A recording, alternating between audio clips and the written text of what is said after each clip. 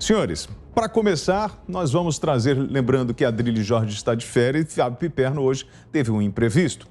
Bom, tema de hoje, Olavo. Nascido em Campinas, no interior de São Paulo, Olavo Luiz Pimentel de Carvalho era professor de filosofia, ficou conhecido por vídeos e livros que apoiam o conservadorismo político e que recusam o discurso politicamente correto. As ideias conservadoras de Olavo de Carvalho influenciaram o presidente Jair Bolsonaro, seus filhos e colaboradores próximos.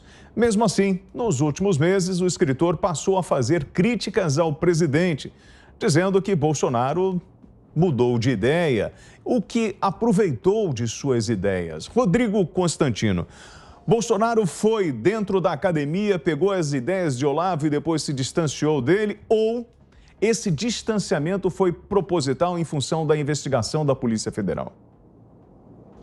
Boa tarde, William, e a todos. Veja, o pensador Olavo de Carvalho, ele estava interessado em uma mudança de longo prazo, né? Tentar educar pessoas para participarem de uma guerra cultural em curso que ele identificou e que ele tentava, de alguma maneira, apontar, né? Ele não estava tão preocupado assim com um governo de 2, 3, 4 anos. Ele deixou isso claro várias vezes, né? Não era esse o papel dele. Muita gente conhece o Olavo apenas como o guru do bolsonarismo, ou então pela persona das redes sociais, né? Alguém que gostava de polemizar e até de provocar bastante, mas ele tem uma obra muito mais profunda e muito mais vasta do que isso, né? O próprio curso dele tinha milhares de alunos ali, ele estava preocupado justamente com isso, em transmitir conhecimento e a sede pela busca de conhecimento em toda uma geração. Então, realmente, eu acho que, de alguma maneira, é muito injusto até limitar a influência do olavismo ao governo Bolsonaro, né? Eu acho que vai para muito além disso. É claro que vários ministros, vários deputados ligados à base de governo e o próprio presidente, né, decretou luto oficial no país. É óbvio que eles todos sofreram bastante influência do pensamento conservador de Olavo. Mas, repito, Olavo em si estava preocupado com coisas lá na frente e não com o governo apenas. Diogo, aproveitando a fala do Constantino, justifica um luto de um dia em função da morte de Olavo? Ele era essa representatividade para o Brasil, assim, dessa importância para justificar o decreto do presidente? Olha, William, boa tarde, Constantino, boa tarde a todos. De fato, Olavo de Carvalho deixou um legado, não é preciso concordar com ele, eu me incluo entre as pessoas que discordavam de praticamente tudo o que defendia Olavo de Carvalho, mas ele deixou um legado. A gente precisa lembrar o seguinte, muito antes de Bolsonaro sequer cogitar ser candidato à presidência da República, havia uma ausência, né, de informações, de livros, de conteúdo que agradasse ou com a qual pessoas de cunho conservador, né, de um background mais conservador, pudessem beber. Eu conheço pessoas que eu respeito e que se viam nessa situação, pessoas inteligentes, mas que praticamente não tinham à sua disposição informações, livros que pudessem ali, com as quais elas pudessem se identificar. Então, Olavo de Carvalho entrou ali num nicho, nessa ausência, nesse vácuo, né, de formação e serviu como um aglutinador para esse movimento conservador que estava adormecido no Brasil ao longo de muitos anos. Inclusive, a gente pode lembrar aqui no período PT, PSDB, quando o PT e PSDB disputavam aí a hegemonia política do país, em que qualquer coisa que estivesse à esquerda ou à direita desses dois grupos era taxado de extrema esquerda ou extrema direita, né? Podia até ser extrema esquerda ou extrema direita, mas não necessariamente. Então, isso criava uma situação em que essas pessoas muitas vezes se sentiam marginalizadas ou sem voz, né, nesse contexto. Então, o Olavo de Carvalho teve, enfim, talvez a oportunidade, né, de ocupar esse espaço, serviu de cola aglutinadora para esse movimento conservador e esse movimento conservador cresceu e serviu de esteira para a chegada de Bolsonaro ao poder. Eu acho que esse é o fator importante. E Bolsonaro teve ministros que eram discípulos de Olavo de Carvalho, né? Isso ficou claro, principalmente no primeiro período desse mandato de Jair Bolsonaro. Então, é preciso reconhecer que existe esse legado, sem precisar concordar com ele, e verificar o seguinte, me parece que essa influência, né, essa influência ideológica, digamos assim, perdeu força nos últimos meses, nos últimos anos, e deu lugar a uma aliança com o Centrão, né? Quer dizer, eu acho que isso, inclusive, estava em muitas das críticas que o próprio Olavo de Carvalho fazia ao governo. Bom, eu vou fazer uma provocação a você, Constantino. Nós perdemos Elza Soares, né? E nós não tivemos o presidente decretando luto em função da morte da Elza, mas tivemos de Olavo. Eu pergunto a você, Elza Soares não teve um papel de uma luta social, não tem uma relevância para o povo brasileiro? Por que decretar luto pela morte do filósofo e não da rainha? Pois William, isso é uma coisa muito difícil, né? Porque vai aí para um campo subjetivo, né? Óbvio que o presidente Bolsonaro se sente muito mais devedor, né? Da contribuição intelectual do pensador, do professor Olavo de Carvalho, do que talvez o legado artístico e o que simbolizava na luta, inclusive, da mulher, né? A carreira da Elza Soares. Então, isso é uma coisa muito pessoal, muito subjetiva, e eu, particularmente, nunca gostei muito, para ser bem sincero aqui com a nossa audiência, dessa coisa de luto oficial decretado, né? Porque são representantes do governo que ocupam cargos de Estado, que supostamente representam a nação, e eles é que estão ali selecionando o que é relevante ou não. Eu acho que o luto é uma coisa muito pessoal, assim como a importância que vai ficar para cada um desses dois, né? Elza Soares tem sua marca na história da arte brasileira e também das lutas sociais, como você colocou, e o Olavo, como o Diogo apontou muito bem aí, mesmo discordando, né? Ele tem um papel inegável nesse pensamento conservador que renasce, que já teve símbolos lá atrás, como Roberto Campos, né? Mais liberal. O grande legado que eu vejo do Olavo de Carvalho foi chamar a atenção de muita gente para a questão da guerra cultural. Eu acho que isso é um papel importante que ele exerceu ali e justifica uma parcela significativa da população hoje estar de luto. Agora, o luto decretado oficialmente ou não pelo governo, eu confesso que o meu lado liberal, individualista, né, não liga muito para isso. Se fosse um outro governo e morresse um símbolo do pensamento à esquerda, como já aconteceu em várias ocasiões no passado, até hoje, né, por exemplo, o educador, o pedagogo Paulo Freire, ele é reverenciado, volta e meia, né, por congresso e tudo. Eu acho que o legado dele foi muito negativo, mas eu prefiro que os indivíduos, que os cidadãos possam julgar. Essa coisa de luto oficial não me agrada muito. Ô, Diogo, você consegue dizer para mim quando Olavo de Carvalho começa a ter importância nessa discussão da política brasileira, quando ele aparece? E por que essa diferença, por exemplo, entre Elza Soares e Olavo de Carvalho? Por que ele tem direito ao luto e ela não teve, já que ela lutou muito pelos direitos individuais? Olha, William, eu sei que o Olavo de Carvalho escreveu algumas de suas obras e começou a escrever sobre essa linha conservadora desde a década de 90. Mas eu comecei a prestar mais atenção nele, a perceber mais a presença dele na discussão do debate político ali por volta de 2006, 2008, tá? Inclusive, coincidentemente, foi um ano em que eu fui cobrir o Fórum de São Paulo, que é um encontro das esquerdas da América Latina, em Montevidéu, no Uruguai. E Olavo de Carvalho já falava sobre o Fórum de São Paulo, né? Na minha opinião, o que eu vi no Fórum de São Paulo realmente era um fórum dos dinossauros, né, dos perdedores da queda do Muro de Berlim, mas Olavo de Carvalho via aquilo como algo muito maior.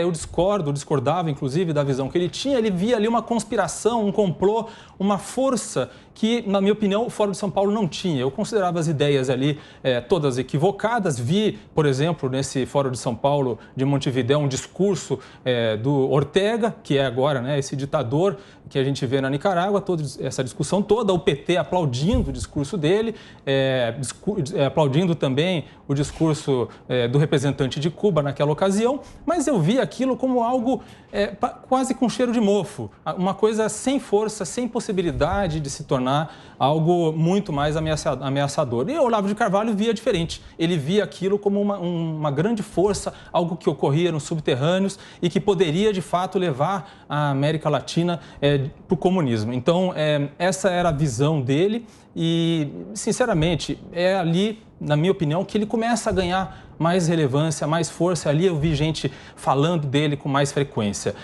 Quanto a Elza Soares, olha, se é para dar luto para Olavo de Carvalho, certamente Elza Soares merecia também, ainda que Olavo de Carvalho seja ali um símbolo, talvez, para esse movimento político que levou Bolsonaro ao poder.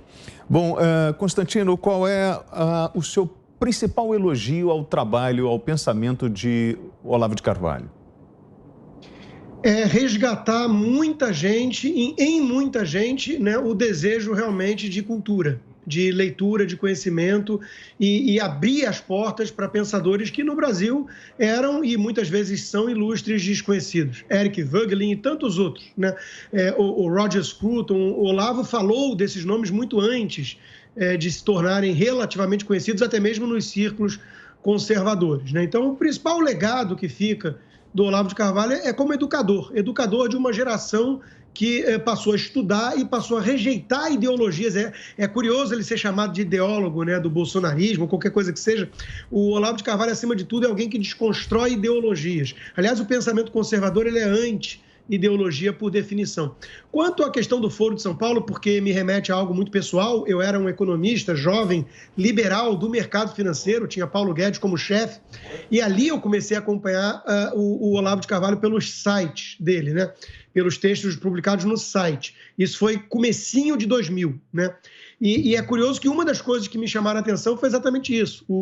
Enquanto no mercado financeiro muita gente queria flertar com a ideia de um Lula moderado, ele chamava atenção para todo o histórico e o Foro de São Paulo. Então, eu entendo o ponto do Diogo, e eu já discuti isso muito com amigos liberais, né? Mas eu acho que a visão do Olavo não era aquele convescote mofado que o Diogo foi cobrir. Era o que aquilo representava nos bastidores, né? Quer dizer, acho que é inegável, depois que a gente viu o chavismo e os tentáculos todos do socialismo tomando poder em vários países importantes na América Latina, Zé Dirceu como esse braço, como esse arquiteto no Brasil, e aí vem Bolívia, vem Equador, vem um monte de países, né, seguindo nesse rastro. Eu acho que é inegável que esse grupo, né, que queria resgatar na América Latina o que se perdeu no leste europeu com a queda do Muro de Berlim, esse grupo teve sucesso, né, teve bastante influência e conseguiu chegar ao poder em diversas ocasiões. Diogo, Olavo, ele deixa um legado ou o Olavo, na verdade, encontrou ali um público-alvo e trabalhou em cima daquela temática do público conservador e aproveitou isso? Olha, eu acho que o Olavo já vinha falando desses assuntos e o público é que o encontrou, né? Encontrou nele alguém ali que podia dar vazão a essas ideias, que organizava essas ideias para eles de uma forma que pudesse fazer sentido, né? Às vezes o sentimento conservador ou a identidade conservadora podia estar um pouco solta sem uma organização.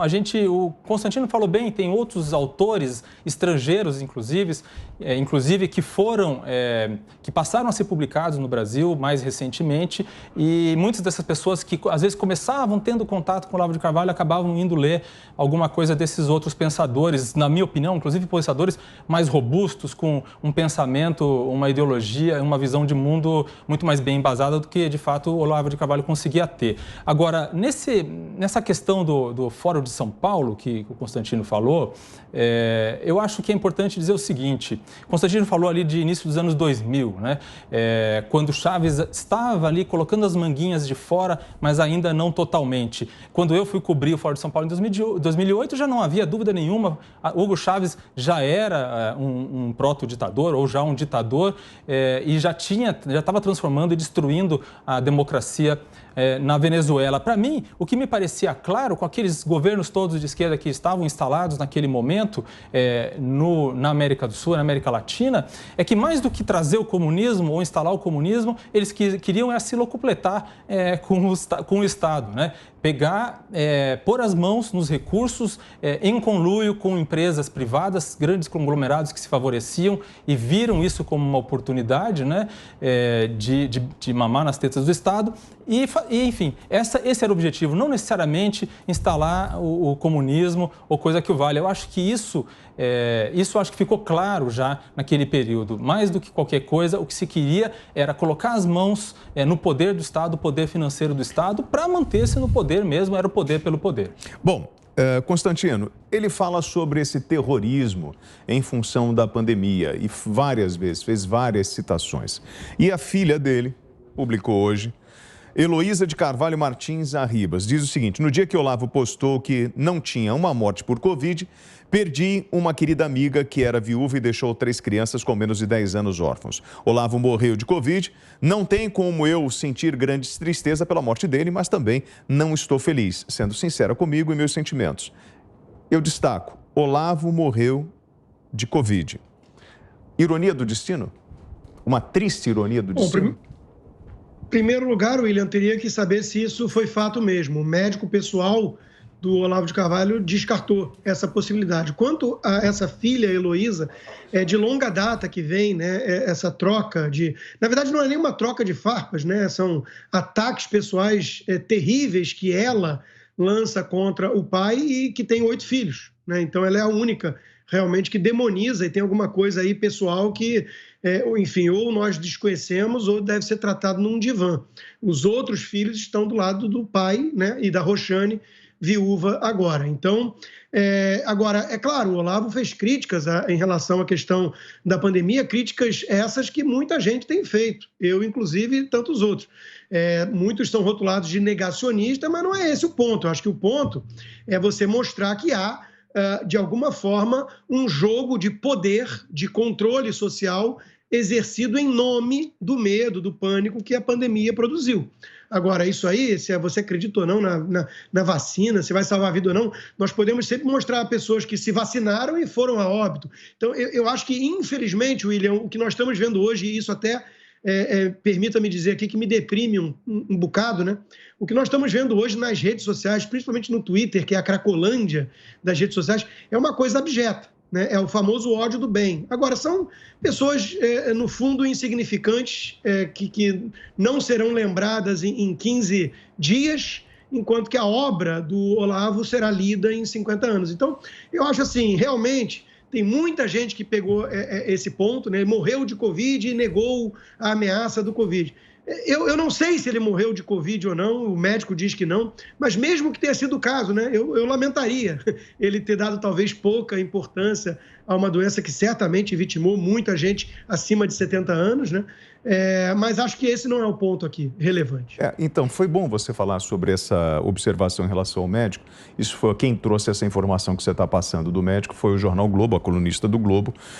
E a filha do Olavo disse que ele morreu de Covid. Não vamos entrar nessa disputa, e eu concordo com você, mas fato é que o discurso de Olavo pode ter influenciado muitas mentes aqui no Brasil, principalmente de lideranças, de bolsonaristas. Diogo Schelp, o discurso de Olavo ou o pensamento de Olavo, ele é mais para positivo, em prol da sociedade, ou isso acabou atrapalhando no enfrentamento à pandemia?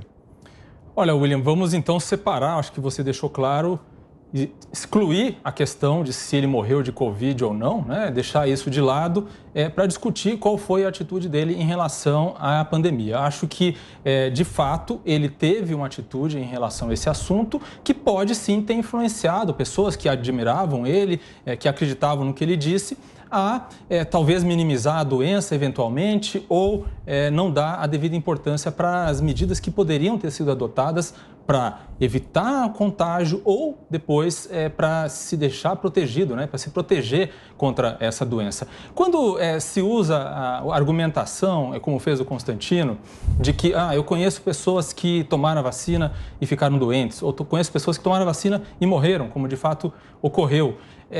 Usa-se o mesmo raciocínio, só que de maneira inversa, né? Quando se fala nos medicamentos, dos supostos medicamentos de tratamento precoce, né? Conheço pessoas que tomaram e ficaram bem. Olha, esse tipo de discurso, e pelo que eu vi de Olavo de Carvalho, ele adotou também esse raciocínio, não se sustenta de forma alguma de maneira científica. O que a ciência faz é fazer estatística, pegar um grande número de pessoas e ver qual é o impacto de uma vacinação num público que está exposto, né, onde há circulação de um vírus. Da mesma forma, pegar um grupo grande de pessoas e ver qual é o impacto de uso de um medicamento nesse grupo de pessoas e se esse medicamento tem efeito de maneira significativa, ou seja, estatisticamente significativa. Sempre que se usa um argumento de alguém tomou a vacina e não se protegeu, ou conheço alguém que tomou um remédio e não teve nada, aí a discussão se perde, porque não é assim que se faz ciência, não é assim que se sabe se um medicamento ou uma vacina tem efeito ou não. Bom, vamos lá. Constantino, eu vou puxar um Twitter do ano passado, de janeiro do ano passado, do dia 2 de janeiro de 2021. Olavo de Carvalho. Dúvida cruel. O vírus mocoronga mata menos as pessoas ou só ajuda a entrar nas estatísticas? Esse tipo de provocação, ele gera o debate ou mais confusão? Olha, depende de como cada um recebe. Como eu disse, o Olavo de Carvalho era um provocador, né? E quem conhece ele apenas pelo Twitter ou pelo Facebook não o conhece, né? E isso é muito claro, basta ver pelos frutos, né? A quantidade de gente inteligente, preparada, decente, que está hoje lamentando a morte do professor e está de luto. Então, acho que a gente percebe, né, pela quantidade de gente que eu mesmo acompanho, né? Posso citar vários aqui, mas são pessoas que fazem parte do debate inteligente nesse país, né? E que estão lamentando a perda. Então, o Olavo não é o provocador do Twitter. Agora, ele fazia algumas provocações ali de maneira até pensada, deliberada, como, por exemplo, os apelidos carinhosos que ele colocava em muita gente, inclusive em mim. Eu fui alvo de um desses, e isso nunca impediu o reconhecimento de valor ou respeito mútuo. Então, eu acho que ele estava ali, nesse caso específico que você traz, William, provocando. Eu fiz essa provocação várias vezes de outra maneira, né? E a forma aqui é que era o estilo do Olavo e incomodava muita gente, né? Mas a provocação é do tipo assim, morreu com Covid ou de Covid? Essa é uma pergunta legítima, porque o Diogo traz a questão da estatística, dos grandes números da ciência, e é isso mesmo, o risco é a gente ficar com evidências anedóticas. Eu conheço alguém que tomou e ficou bom, eu conheço alguém que tomou vacina e morreu, e não é assim que se faz ciência. Agora, a ciência robusta, ela precisa controlar as variáveis. Muita gente está reproduzindo, por exemplo, que após a vacinação desabou o número de óbitos como prova de que a vacinação no Brasil foi um sucesso. Não é assim que se faz ciência. Na África do Sul desabou o número de mortes e tem pouca vacina. Depois da vacinação tivemos surtos de casos e mortes em vários outros países. Aí alegou-se que o problema era variável, a variante Delta. Aí a Ômicron escapa da vacinação, mas é mais transmissível e menos agressiva. Então, tudo isso tem que ser levado em conta.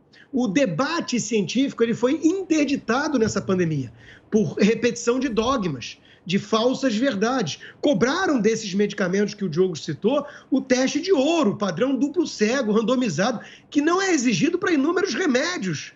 Off-label, nós estávamos no meio de uma pandemia. Então, e vários médicos renomados, por observação, apontando eficácia. Então, de novo, o debate foi muito politizado desde o começo. O que o Olavo estava fazendo ali, na minha percepção, era provocando. Ele era um provocador nas redes sociais. Então, Diogo, essas provocações, elas contribuíram para a gente debater ou isso só trouxe mais confusão? Olha, William, eu acho que pelo estilo do Olavo de Carvalho, esse tipo de debate só aumentava a polarização e a radicalização.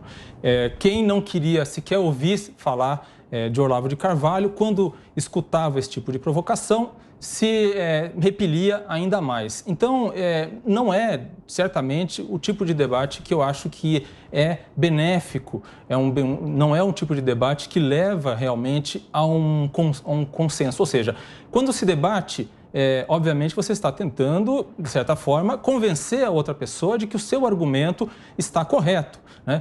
E para isso você precisa primeiro trazer a pessoa para o debate, fazer com que a pessoa aceite conversar com você, aceite debater com você, aceite ouvir os seus argumentos, por mais que de início tenha alguma ressalva em relação a eles. Eu acho que a postura e o estilo que o Olavo de Carvalho tinha, podia ser que se você entrasse em profundidade em algumas questões, em alguns temas, ele até pudesse ter razão. Mas ao colocar as coisas dessa forma, ele de fato acabava repelindo as pessoas que poderiam em algum momento até ter contato maior com algo mais a fundo do que ele pensava. Olha, eu tenho pouco tempo agora, mas vou precisar da ajuda de vocês para a gente abordar esse assunto.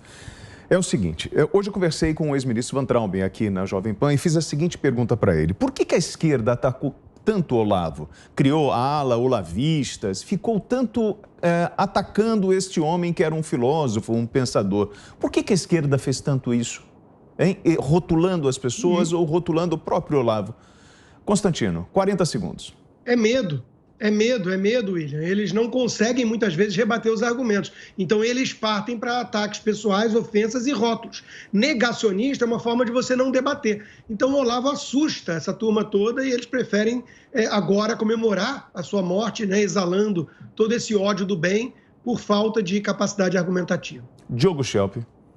Atacava porque eram atacados, né? O Olavo de Carvalho, como eu falei há pouco, tinha um estilo de confrontação. E isso, obviamente, leva também ao outro lado a seguir a mesma linha. Agora, eu via Olavo de Carvalho mais com curiosidade, digamos, sociológica, do que propriamente com ódio ou qualquer outra coisa desse tipo.